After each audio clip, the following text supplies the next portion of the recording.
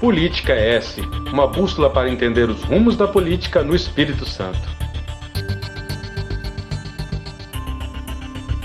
Olá, bem-vindo, bem-vinda, bem-vindo. Eu sou o Vitor Taveira, você está assistindo o Política S, programa do Século Diário sobre política e poder no Espírito Santo. Esse e outros programas estão nas plataformas, né, sociais do Século Diário. Procura lá Século Diário no YouTube, nas plataformas de áudio como Spotify, Google Podcast. Também no Instagram, @TV Século. Hoje, nossa convidada para falar sobre política é a cientista social Maria Vitória Rodrigues, sócia da Persona, que é uma empresa de estudos de mercado e gestão. Bem-vinda. Obrigada. Muito obrigada pelo convite, Vitor. Bom, vocês fizeram algumas análises aí, né? Inclusive está lá no Instagram, né? @seja.persona, né? Exatamente. Da empresa, falando um pouco de tendências, né, para o próximo ano. E eu queria começar falando um pouco assim, a gente está tendo uma mudança significativa no quadro nacional, né, com a saída do Bolsonaro e a entrada do Lula. Como é que isso está movimentando, né, modificando esse cenário de construção de candidaturas para 2024, que a gente sabe que falta bastante, ainda está faltando um ano agora, né? Um pouco mais de um ano, mas assim, está bem aquecido essa movimentação de bastidores. E o que já mudou e o que você acha que ainda pode mudar? Como é que esse cenário nacional vai influenciar? Principalmente se a gente comparar com a eleição passada, 2020. Bom, Vitor, definitivamente o cenário modificou com a saída do Bolsonaro. Ele perdeu força, né? Então, todas as pessoas que estavam junto dele também acabam perdendo um pouquinho de força. Não necessariamente vai se desintegrar ou vai se anular, acabar. Não acredito nisso. Acredito que a força do Bolsonaro é uma coisa que vai demorar ainda a se esvair totalmente, se isso acontecer de fato. Mas a mudança aconteceu.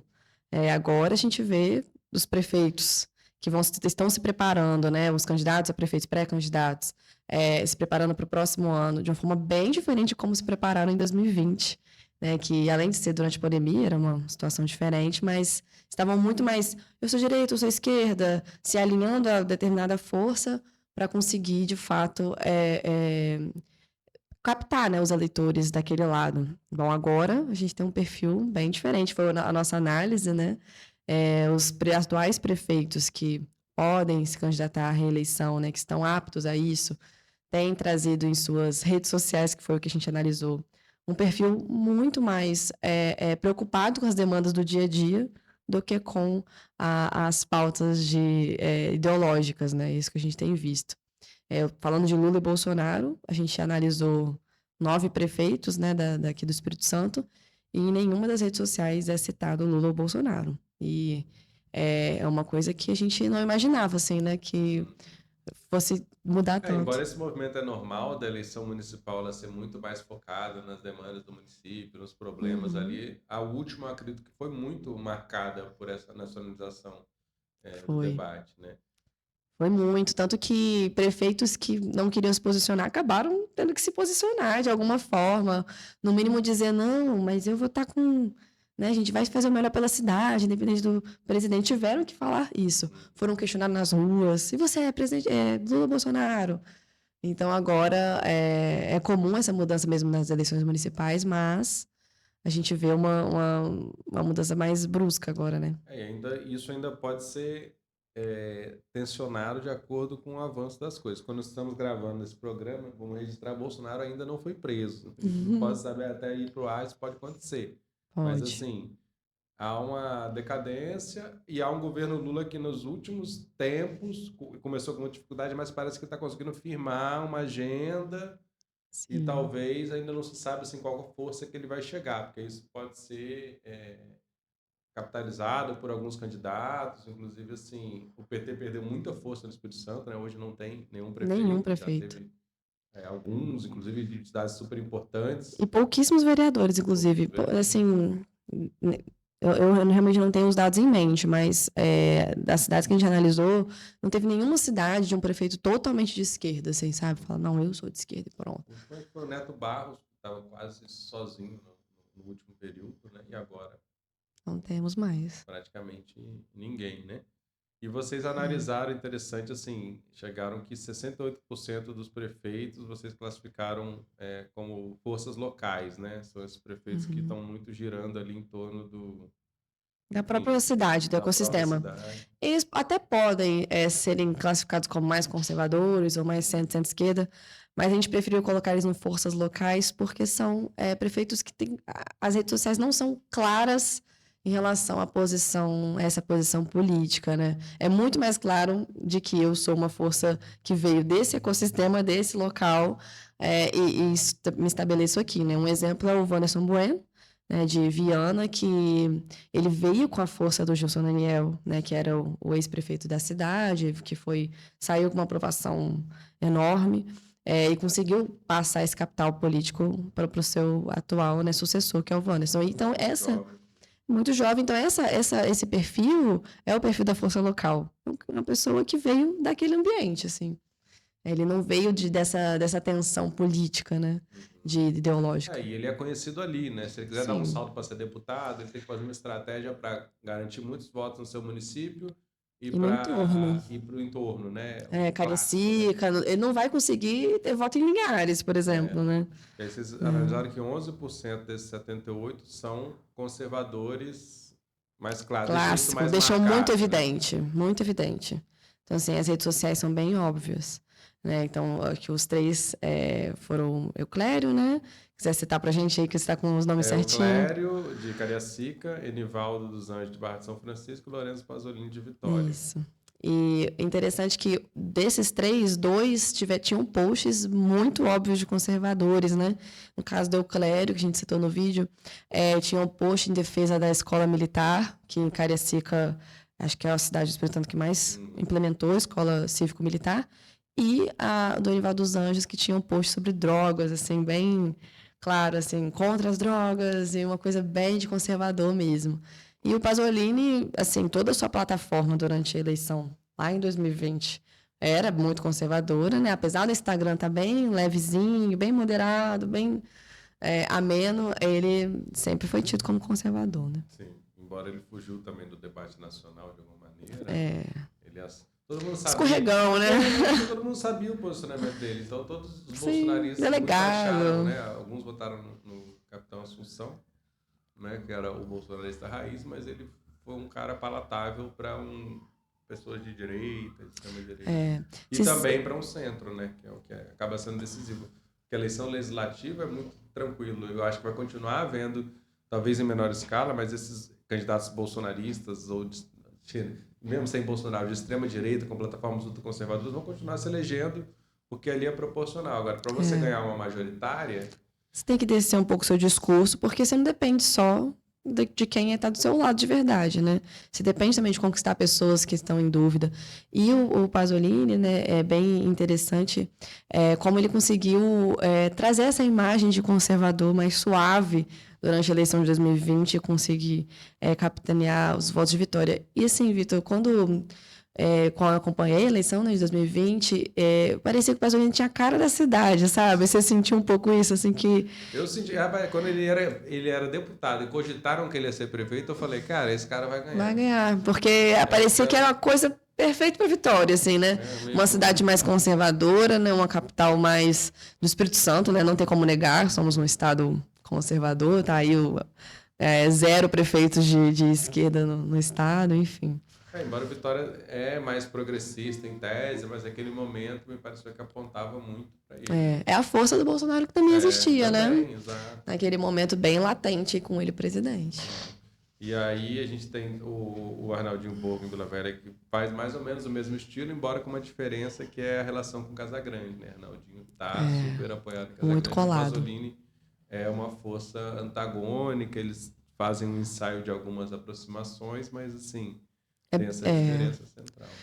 É mais marcante pelo antagonismo do que pela aproximação, né? Pasolini com o Casagrande. E Arnaldinho já é o contrário. Inclusive, muita gente perguntou pra gente, por que vocês não citaram o Arnaldinho no vídeo? Porque ele é muito bom de rede social, enfim. Mas o Arnaldinho já tem um perfil um pouco mais confuso para você classificar, né, entre esses perfis. Porque ele é um híbrido, assim, vamos dizer. Porque ele tem essa aproximação com o governador que vai muito mais para a centro-esquerda do que qualquer outra coisa, qualquer outra ideologia. E ele leva isso para as redes dele, ele leva isso para a vida dele, essa aproximação com o Casagrande. E, ao mesmo tempo, também tem lá que é armamentista, tem defesas de pautas conservadoras, né? O prefeito Arnaldinho. Então, é um pouco mais confuso. A gente queria trazer pessoas que fossem muito óbvias a classificação para ilustrar bem, né? Então, o Arnaldinho, apesar de ter uma rede social muito movimentada, era difícil classificá-lo. E aí, no terceiro, né, que vocês falaram, foi os candidatos, o terceiro agrupamento são candidatos de centro e centro-esquerda, que representa mais ou menos 20% dos municípios capixabas. Esses classificaram o Vitor Coelho, de Cachoeiro, Guerino Balestraço, de Colatina, e o Sérgio Vidigal, da Serra. Né? O que dá para observar de diferença entre esses três perfis assim, nas redes? Quem é de centro e centro-esquerda tem uma posição muito clara voltada para temas mais de cidadania, sabe? Eles falam muito de temas sociais, de projetos, de esporte, trazem muito esse tipo de tema mesmo, né? Tanto que, como eu citei para você, os conservadores tinham posts bem claros de que eram conservadores, né? Por exemplo, questão de segurança é muito latente, muito forte. As outras duas que eu citei também, sobre os outros dois. E os forças locais muito envolto ali da própria cidade, daquele próprio ecossistema. Já o centro-esquerda trazem muito temáticas sociais e de cidadania, assim. É bem claro essa posição. Até recentemente foi aniversário de Colatina, né? A gente teve o aniversário da cidade, e os shows representam bem isso, assim. Temos show da Pitty, show do Alceu Valença, enfim. Então, e olha como se diferenciou da cidade de Linhares, né, que teve show do Léo Santana, acho que teve Matheus e Fernandes, algumas coisas de sertanejo, enfim. Então, até isso se expressa até na forma como a cidade traz as suas festividades, enfim. Então, tem todo um perfil mais aberto para questões progressistas, né? Tem a ver também com a própria composição do secretariado, exatamente. Quem são as pessoas que estão ali tomando decisão, pensando nas decisões da cidade. Né? Exatamente. Então tem muito esse perfil, assim, as cidades do centro e centro-esquerda, né? Os prefeitos têm mais essa forma de tratar os temas. Agora, por que você acha que o Instagram é um bom local para se explorar nessa coisa das tendências? O Instagram é uma rede social, assim, acho que hoje a mais conhecida, não sei exatamente os números, mas provavelmente a com maior quantidade de usuários. E é um local em que os prefeitos, em que os políticos, né, conseguem ter domínio do seu conteúdo. Então, eles conseguem postar exatamente o que quiserem falar com as pessoas, né? Então, não é como na televisão ou nos jornais, em que você dá uma entrevista, mas você não sabe exatamente como vai ser o corte, você não sabe exatamente qual vai ser a manchete, o que vão falar de você. Então, o Instagram é um local aberto, né? E bem controlado pelo político. E também pode ser uma forma de comunicação muito mais rápida e fácil, né? Com o eleitorado dele, através dos comentários, enfim. Então, é uma rede em que ele coloca exatamente o que ele quer que as pessoas saibam sobre ele. Né? São duas construções. Você tem o Instagram institucional da prefeitura, e o pessoal, né? Inclusive, isso acaba se confundindo, porque você acaba tendo, no fim das contas, praticamente todos eles vão ter uso da máquina pública, porque vão usar rede social, vão usar o equipamento para a sua própria rede social. Mas, enfim, Sim. Isso fica muito difícil também ali juridicamente, mas, assim, de fato, isso ocorre. Mas a rede pessoal, ela te permite coisas que é muito travado, né? Você não pode pessoalizar dentro de um site da prefeitura. E às vezes, a prefeitura e o prefeito, dependendo, né, tem tantos seguidores quanto a prefeitura. Às vezes tem uma rede muito forte jogada para o pessoal e usa da prefeitura também para promover dentro dos limites da lei, né? Fazendo Sim. o máximo possível para colocar a figura do prefeito ali, mas... Né, como prefeito e não como, né, promoção de imagem própria. Exatamente, pelas restrições que existem. Né? Essa é uma questão bem complexa, né? Porque o prefeito... É comum, assim, no Brasil, a gente pessoalizar as coisas, né? A gente... isso sociologicamente a gente estuda muito, tudo tem uma pessoa, um ídolo, é sempre pessoalizado a forma como a gente vê as coisas, né? Então, não é diferente nas prefeituras, assim. É mais fácil você conhecer a prefeitura pelo nome do prefeito do que por qualquer outra coisa, por uma política pública, do que por algum serviço. Enfim, isso é bem usual isso. Inclusive a política, né? Você sabe qual é a política de um e de outro, sabe a diferença de um Uhum. prefeito e de outro. Às vezes você não sabe a diferença ideológica, tal, mas você sabe a forma de fazer, o que fez, o que o outro Dos não faz. mandatos, né? Exatamente. Às vezes é uma política pública que começa em um e continua no outro, mas você, às vezes, um conseguiu capitanear para ele mesmo.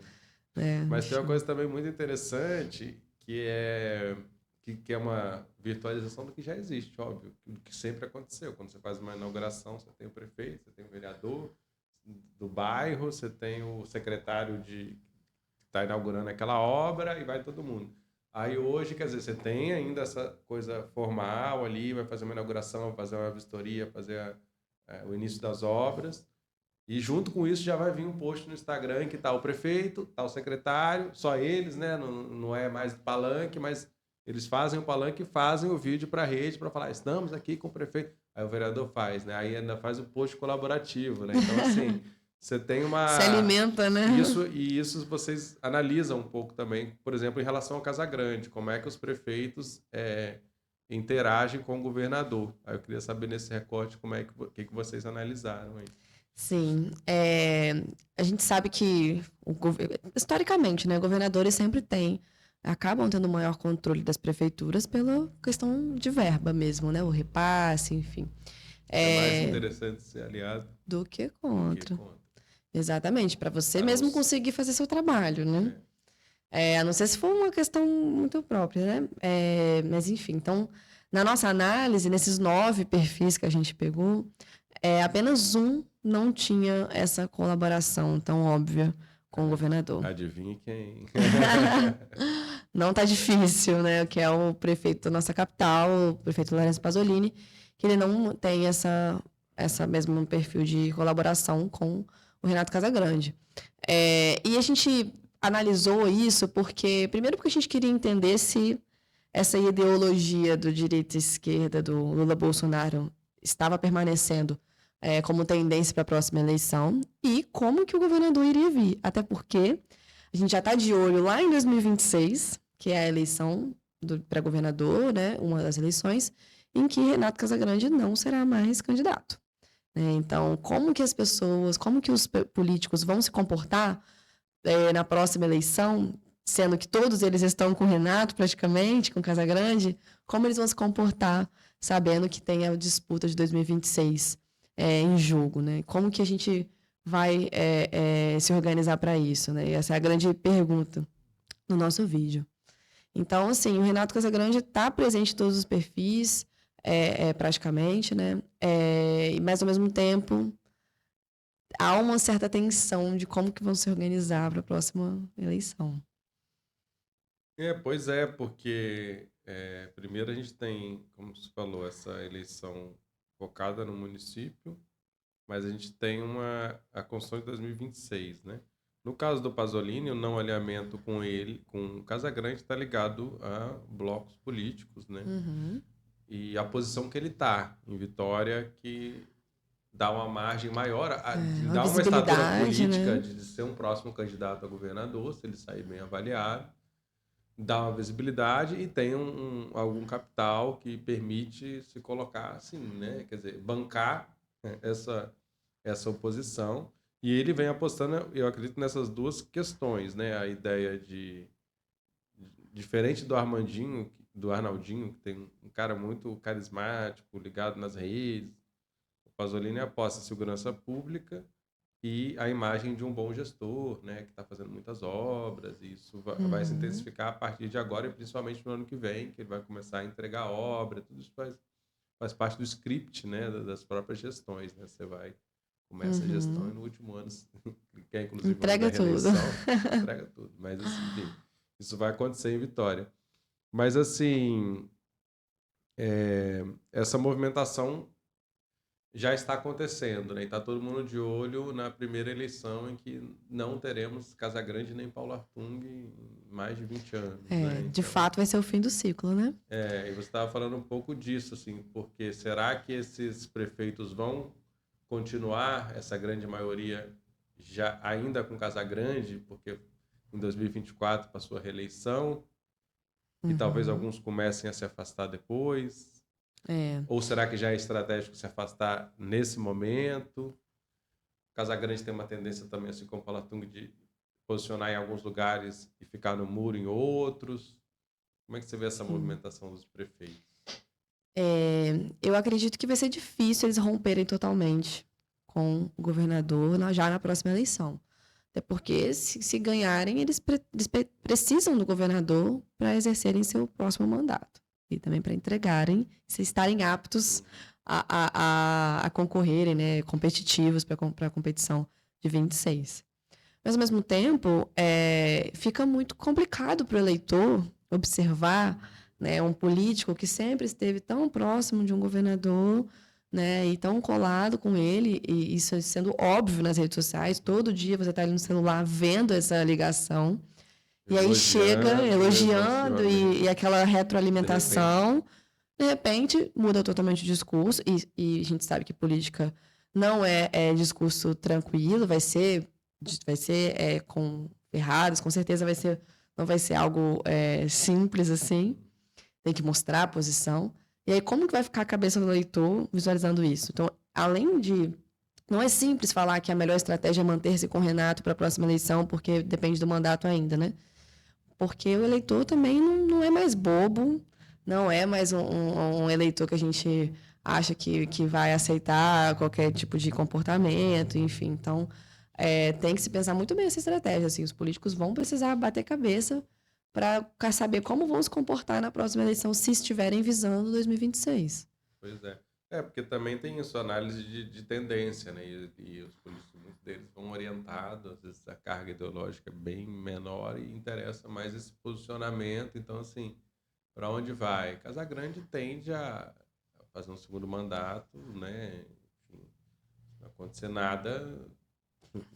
Como todos os Imprevisto deve outros, né? ser um mandato que ele saia bem avaliado, vai sacar esse papo pro Senado. A gente tem como favorito desde já o Ricardo Ferraz, que é o vice-governador, como um cara para manutenção desse projeto político, embora ele tenha sido ligado ao Paulo Artung antes, e embora talvez Paulo Artung e Casagrande tenham sua proximidade, inclusive, né? Então, só que também isso não está dado, né? Então, o giro do Audifax e do Guerino na última eleição mostram isso, né? Eleição para governador, eles tentaram ir para a extrema-direita porque eles não viram espaço, porque o Casagrande já ocupava a centro-esquerda, conseguiu neutralizar o PT e a esquerda, trazer para dentro dele e fechou ali. Então, não tinha outro espaço fora da extrema-direita. Foi para onde eles foram, destoaram nesse discurso, né? Como você falou, uma mudança muito brusca e acabou. Até se perderam um pouco, né, pro eleitor. Aí você perde uma parte do seu eleitorado, inclusive. E não consegue ganhar outro também, porque já estão muito ligados ao outro lado. Enfim, então essa vai ser uma dificuldade. Era a candidatura que justamente agregava... De fato, bolsonarista, né? Com imagem, enfim. Embora o Guerino e o Audifax sejam figuras que tinham uma estatura do tamanho maior até do que o Manato, mas o bolsonarismo apostou nele, então não tinha... E a eleição foi da polarização, né? Não tinha um campo. E sobre o Audifax, né, comentando, não é muito o assunto, mas assim, foi muito estranho ver como ele perdeu na Serra, sabe? Na candidatura para governador mesmo, acho que foi o terceiro mais votado na cidade em que foi prefeito por tanto tempo, em que tem tantas entregas. Então, assim, definitivamente a última eleição foi da polarização, né?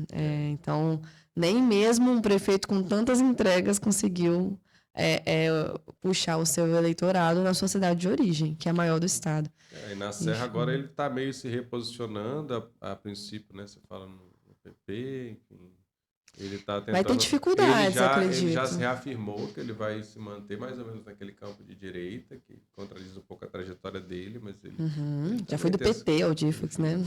PDT, PSB...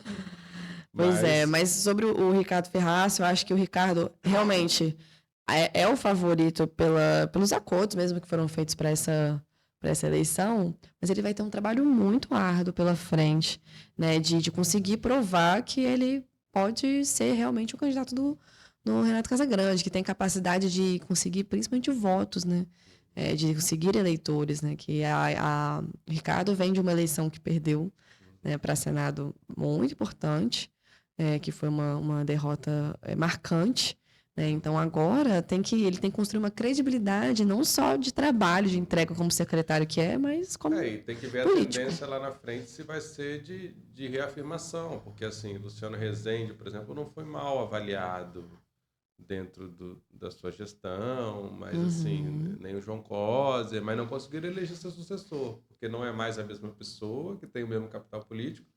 E, por outro lado, tem essa ideia de cansaço, da continuidade da ideia de mudança. Eu acho que isso pode ser um fator decisivo. Pode ser que, inclusive, apesar de tudo, tarará, o Casagrande não seja um O grande, ideal. né, esse transmissor de voto. Assim, nossa, esse cara mudou o espírito. Não, vai ser, pô, de novo.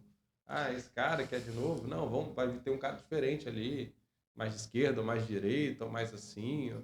Enfim, e todos esses prefeitos de grandes cidades estão no páreo, né? Você fala de Vidigal, é o próprio Aldifax, Pasolini, Euclério, Arnaldinho, todos eles estão de olho, né? E até né, das grandes cidades do interior, eles estão de olho e a construção política vai ser se colocando, né? Você vai testando, eles vão testando cenários, vão se colocando, lançam a pré-candidatura ou não lançam, ou vai conversando nos bastidores, mas assim, a movimentação vai acontecendo para ver quem é viável e passa nesse funil final, né?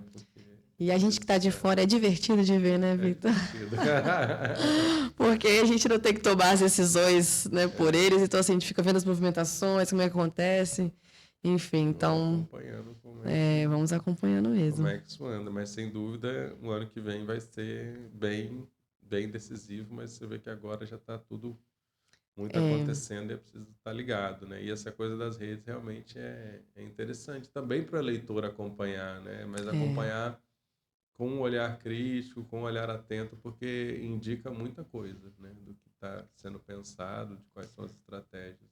É fundamental mesmo. As redes sociais é a principal porta de entrada do conteúdo, né? É a vitrine do político, então o eleitor tem que estar atento nisso também. Mas é isso, o que mais? Você tem alguma coisa mais para acrescentar sobre o cenário, perspectivas? Olha, eu assim, acredito que é isso, e a eleição de 2026 realmente está sendo construída 3 anos antes, assim, e isso é muito interessante. Eu estou bem empolgada para ver como é que vai ser esse cenário, porque vai ser aquilo que você falou, o fim, de fato, do ciclo Paulo e Renato, que começou lá em 2002, né? Não se importa que resolva voltar, mas pelo que se diz, não está muito em questão, mas não duvido. Bom, enfim, ele não está morando aqui, né? O Renato certamente não pode se reeleger. Não pode, exatamente. Então a gente vai ter uma cena bem competitiva mesmo, e vai ser legal poder ver uma competição do governador mais movimentada, né? Porque a gente teve eleições para governadores que foram, apesar da movimentação daqueles candidatos, mas muito de um lado e de outro. Todas no primeiro turno, exceto a última, né? E a última foi no segundo turno com uma certa margem, né? Não foi tão apertado. Só foi mais um susto, né, para o governador. Sim. Então, a próxima eleição promete, não só de 24, como a de 26. Eu acho que 2025 já começa, estabelecidos os postos, começa a briga eleitos, depois. Eleitos os prefeitos, aí a gente vai ver o negócio se movimentar de verdade. Né? Prefeitos, secretários também, né? Tem secretários que vão se movimentar e vamos ver o que vai dar isso aí. Mas beleza, obrigado, Maria Vitória. Eu que agradeço. Rodrigues. Obrigada à audiência também, ao Século Diário por me receber, ao Vitor. Bom, aí vamos estar atentos aí. Aí quando der a gente chama de volta aí pra gente analisar um pouquinho mais para frente como é que estão os andamentos das coisas. Com certeza. Beleza? Esse foi o Política é Essa, o programa quinzenal do Século Diário, produção e locução minha Vitor Taveira, apoio do Calma Elmo e do Estúdio 42B. Né? A gente está ao ar sempre domingo às 9 horas, a cada 15 dias. Então, para saber notícias diárias, análise e outras informações sobre o Estado do Espírito Santo, também lembre de acessar seculodiario.com.br, tem notícia nova todos os dias. É isso, valeu!